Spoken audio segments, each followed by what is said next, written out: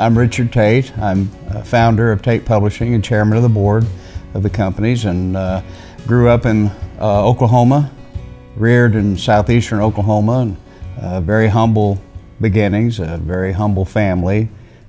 My name is Ryan Tate. I'm the president and CEO of Tate Publishing and Enterprises, and I've been in that role for a little more than a decade, about 12 years now. For most of my upbringing, my dad was a pastor at a Southern Baptist church, East Claremont Southern Baptist Church in San Diego. From the very beginning, as long as I can remember, we traveled as young children. My parents did marriage and family conferences all over the country. We went to every state in the union by the time my brother and I were 15. Mom and Dad were in a different church every weekend. Dad would preach, Mom and Dad would sing. When we started doing the seminars initially, there was an obvious demand for it. People would ask us, we could have filled 100 bookings a year because people would ask us to come because there was such a demand for this. At that time, several decades ago, everybody's talking about family issues, everybody's talking about strengthening families. As Mom and Dad did the traveling, as they got older, their focus went really on the marriage and family side. They wanted to tackle the heart of the home, and they wanted to help families stay together. And they ended up writing a book.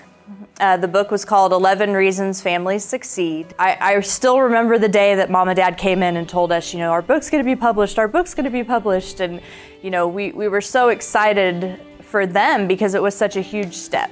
But through that process, we saw how the publishing industry worked, and we saw how a traditional publisher worked, and how an author can get, they get caught up in that and the excitement of, they want to sign me. But then I saw that the publishing company was making all the money, and Mom and Dad were doing all the work. They were out there buying their own books back and doing the work and making no money off that. And again, the opportunity they were given to publish was wonderful, and no complaints about that at all, but just seeing that it wasn't a very author-friendly industry. If we had a publishing company, we'd want it to be author-friendly. We'd want it to be this kind of company. And so literally everything in the company is a result of those desires. And when we started this, my goal was to get my Rolodex and let people know what we did. Ryan understood the internet, branding, advertising. I remember when I came into my office one day, and I asked one of the staff members, I said, "Where's my typewriter?"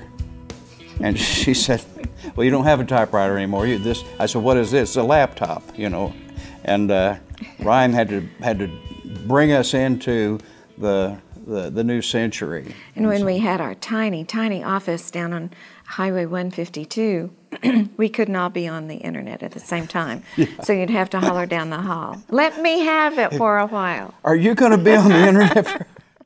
The first book that I ever signed was a very emotional book. It was a mother in Midwest City, Oklahoma, and her daughter was killed in a tragic car accident. I remember she came to the office to meet with me, and I just asked her to tell her story, to explain what she wanted to publish. Just tears, when she would just start talking about it, she would cry. And then by the end of the meeting, I was crying. And then if anybody else would come in, they would cry. That woman being able to write that book changed her life. It was therapeutic for her. It allowed her daughter, Jamie, to have a legacy to live on forever in book form. And it was really neat. I'll never forget when she first held that book in her hand, and it'll stay with me forever.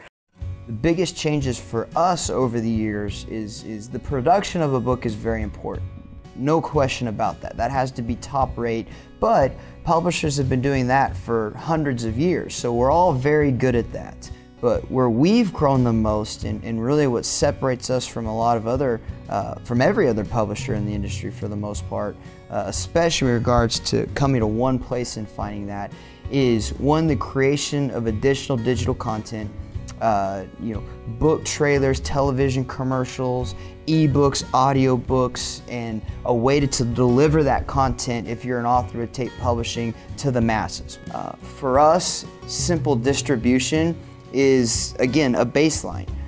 Of course we're going to deliver your book, of course we're going to have it available in bookstores and online, but that's just where we're getting started. For most publishers, that's kind of where they end, and they want you to be excited that they're offering that for you. Well, not for us, not at Tate. At Tate, that's where we're starting. Every author gets a marketing rep, someone they can call and say, hey, I have an idea, and then we go after that for you. In this industry, early on, oh, that'll never work, you shouldn't do that. How can you give authors control and let them have free, you're not going to be happy. And now they're all trying to do it and start their own publishing companies or even imprints that are basically trying to do what we do every day at Tate Publishing, except for them in many cases it's too little too late. Well, I will say that I think Ryan's personality has played a role in being able to get creative and take the risk, and I think part of it is the wrestler in him, that you have to kind of get creative to get into those certain situations, and you also have to be willing to take the risk that you could get hurt, or this could be your last time to wrestle. We could get hurt, this could be the last time to do this particular thing, but you take that risk, and that's what I think a lot of people don't necessarily set out being willing to do. And when you can get creative and you're willing to take the risk, there's blessing on the other end of that. That's right. And Christy's right on. You've got to take that risk. If you're an author, you've got to bring work ethic to the table. You've got to work hard at it. And we simply want to create the best environment and opportunity for you to have success. If you're willing to work hard, we're willing to work hard.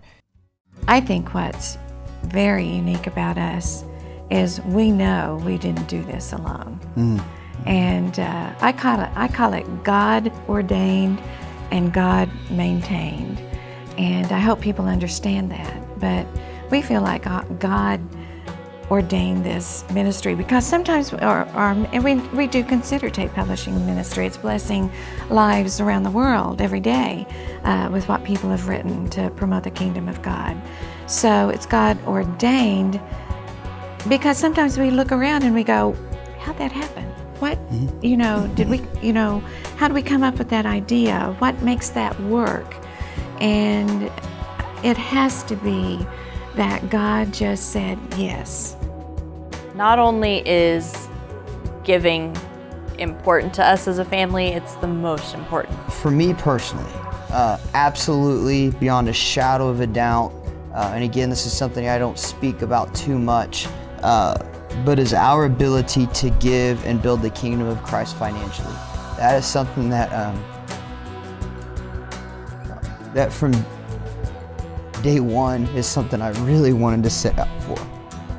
For me, that is just who I am and who I want this company to be, is a company that is very benevolent, is a company that wants to change lives and give to people that are less fortunate and to organizations that are helping people. Ryan's vision for the company is to create a worldwide content creation company. The thing that we've done is to realize that if you try to be something of everything, you become nothing of anything. So we are a content creation company. The new company that he has started, Creative Publishing Solutions, Tate Publishing, Tate Music Group, Variance Magazine, these are content creation companies. And the world is moving towards an immense appetite for content, for information, for data.